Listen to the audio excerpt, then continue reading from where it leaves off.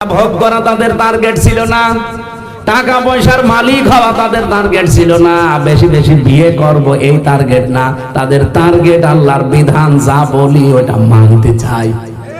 আর ওটা যদি আমি মানতে চাই 100 ভাগ, তাহলে রাষ্ট্র ক্ষমতা ছাড়া সম্ভব না। আমি যদি সারা জীবন চুরির বিরুদ্ধে ওয়াজ করি, বলেন তো কোন দিন এই দেশে চুরির বিধান আমি কায়েম করতে পারবো? রাষ্ট্রীয় ক্ষমতা ছাড়া এটা সম্ভব না। এটা যদি সবাই বলছেন, তাহলে এই রাস্তায় আসলে আপনার কাছে রাজনীতি মনে হয় কোন কারণে? বলেন। অনেকে মনে করে না উনি মাল কামাতে এসেছে। আরে ভাই, মাল তো আমি কামাচ্ছিলাম, এর চাইতে তো বেশি কামিয়েছি। এই লাইনে এসে আমার লাভ হয় না, আর লস হয়েছে। আমির জামাত ডক্টর শফিকুর রহমান অলরেডি ঘোষণা দিয়ে দিয়েছে, বাংলাদেশ জামাত ইসলামী থেকে কেউ এমপি মন্ত্রী হলে 5 বছরে তার 1টা টাকা বাড়বে না। এই রাস্তায় এসে আমাদের কি খুব লাভ হয়েছে আর ক্ষতি? মাল যা কামাতাম আর অন্যভাবে কামাতে পারতাম। সম্মান তো একেবারে কম আল্লাহ দেয়নি, বহু সম্মান দিয়েছে। কেন এ রাস্তায় আসা? একটাই টার্গেট, এতদিন যা বলেছি ওটা এবার দেখাতে চাই। ওই যে গ্রামের লোক মন খারাপ করে বসে আছে, হ্যাঁ খালি ওয়াজই করতে পারো, কিছু দেখাতে পারো না, এবার দেখাতে চাই না? আপনারা এই দেখাতে চান? এই কথা বলেন না কেন? দেখাতে চান? যে দেখাবে তার পেছনে থাকবে, সে যেই হোক। এটা যদি কারো কাছে রাজনীতি মনে হয়, হ্যাঁ এটা আমার রাজনীতি। কেউ যদি মনে করেন এটা ধান্দাবাজি, হ্যাঁ এটা এই ধান্দায় থাকি আমি। তাহলে দুনিয়ার হাসানা চাচ্ছেন, সারা জীবন হাসানায় পাননি, হাসিনা পেয়েছেন, হবে? হাসানা পাওয়া লাগবে। তাহলে দুনিয়ার হাসানা পাওয়ার প্রথম অর্থ কি? এই কোরআন পাওয়া। আর কোরআন পাওয়ার শর্ত হচ্ছে 4টা বিষয় মেনে নেওয়া। যারা এই 4টা বিষয় পেয়েছেন তারা দুনিয়ার হাসানা পেয়েছেন। 2 নম্বরে দুনিয়ার হাসানা পাওয়া মানে কোরআনের হেদায়েত পাওয়া। প্রশ্ন আসতে পারে, কোরআনের হেদায়েত তো আমি পেয়েছি, কে বলছে আপনাকে? কোরআনের হেদায়েত পাওয়ার অর্থ বোঝেন? কেয়ার স্টিফেন, পপ সঙ্গীত শিল্পী, এই যে মাইকেল জ্যাকসন যেমন নাম করা, এই লোকটা আমেরিকা এরকম নাম করা। এই লোকটা একবার বান্ধবী নিয়ে যাচ্ছিল কনসার্টে, হঠাৎ করে একটা গানের আওয়াজ ভেসে এসেছে, থমকে দাঁড়িয়ে গেল। বান্ধবীদেরকে বলছে, পৃথিবীর বহু শিল্পীর গান আমি শুনি, কারণ যে যে লাইনের লোক ওই লাইনে তার ব্যস্ততা। বলছে বহু শিল্পীর গান তো আমার কাছে আছে, আজকে নতুন গান শুনলাম, এত সুন্দর গান, তোমরা যাও। উলঙ্গ অর্ধ উলঙ্গ বান্ধবীদেরকে পাঠিয়ে নিজে এসেছে লিফট দিয়ে বইয়ের নিচে নেমে এসে দেখে এক দোকানে এই গান বাজতেছে। আসলে তো গান না, কোরআন শরীফ। অনেকক্ষণ শোনার পরে দোকানদারকে জিজ্ঞাসা করছে, এই গানের রচয়িতাকে, এর সুরকারকে, কে লিখেছে? দোকানদার বলছে, এটা তো গতানুগতিক গান না, এটা কোরআনে কারিম, এটা লিখেছে সরাসরি আল্লাহ নিজে। আর এর সুরকার হচ্ছে বিশ্বকারী আব্দুল বাসেত। সূরা রহমান তেলাওয়াত হচ্ছিল। ও বলছে, জীবনে বহু গান আমি নিজে বলেছি, শুনেছি, কিন্তু এই সুর তো আমার জানা নেই, আমি এই সুর শিখতে চাই। দোকানদার বলছে, আপনি যদি শিখতে চান তাহলে মুসলমান হওয়া লাগবে। তাই হবে। কোথায় পাওয়া যাবে? লোকটাকে বলে মিশরে। চলে গেলেন মিশরে। আব্দুল বাসেত বিশ্বকারী, তার কাছে কোরআন শরীফ শিখে ওই কণ্ঠই তো আছে।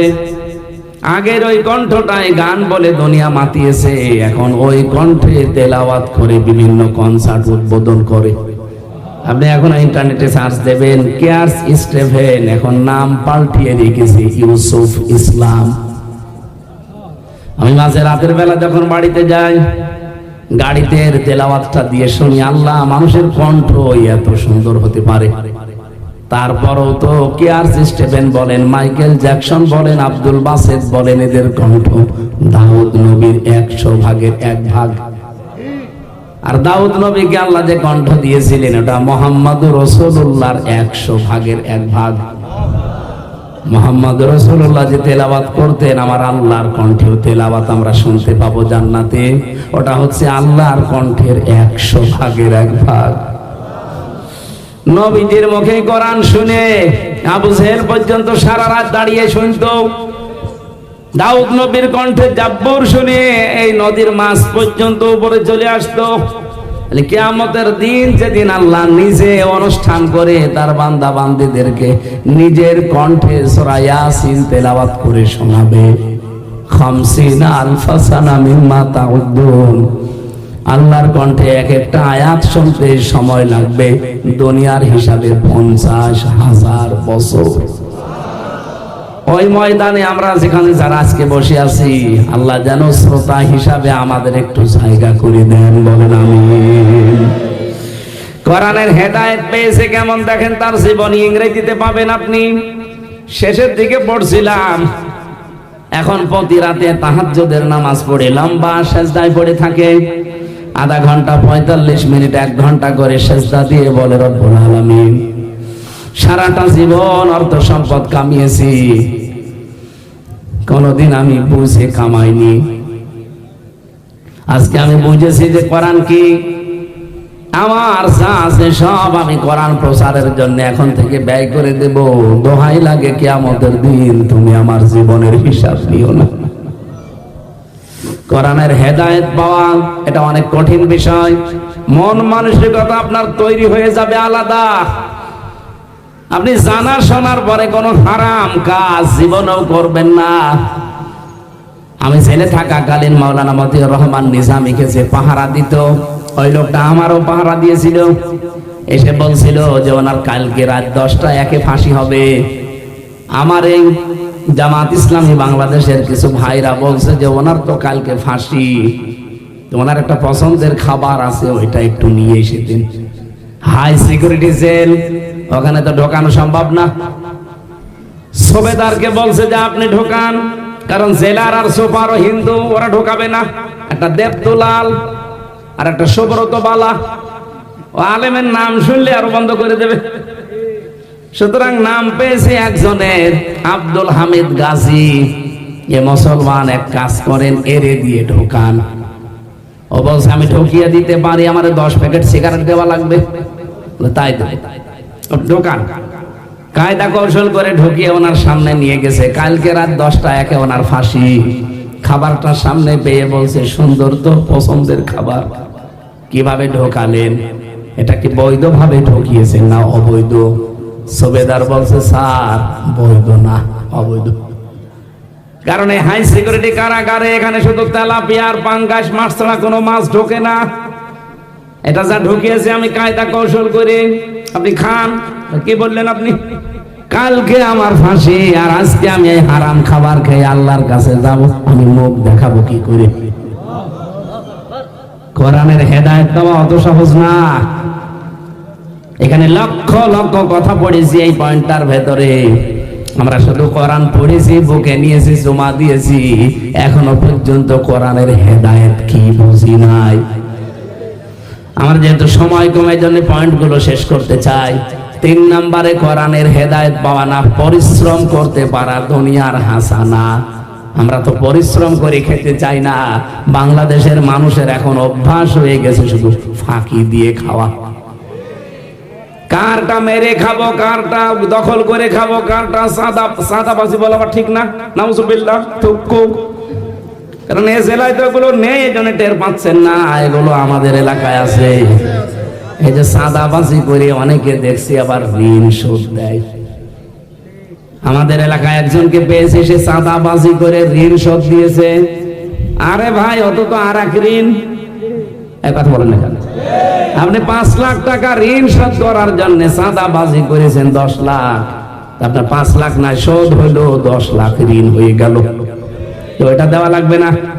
বলেন বলেন। অনেকে বলে খাইনি এতদিন, কি করে খাবো? খাই তো আমরাও খাইনি, আমরা করে খেতে পারতাম না। আমার বাবা সেদিন আমারে বলছে, তোরে জেলে যাওয়ার পর থেকে 3 বছরে প্রায় 32 লাখ টাকা আমার তোর পেছনে খরচ। ওরা শুধু মাঝে মাঝে এসে বলতো আপনার ছেলেকে রিমান্ডে দেবো, টাকা দেন। মনে হচ্ছে টাকা আমার কাছে পাই।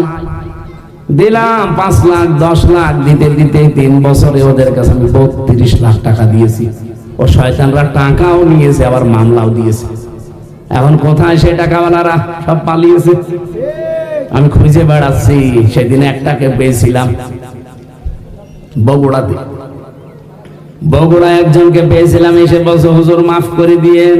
মাফ করতে পারি, আমার টাকা ফেরত দেন। বহু টাকা নিয়েছেন আমার বাবার কাছ থেকে, টাকাগুলো ফেরত দেন, মাফ করে দেবো।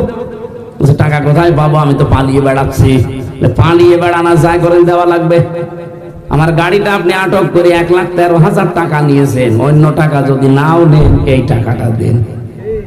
শেষে বলছে আমার সময় দেন।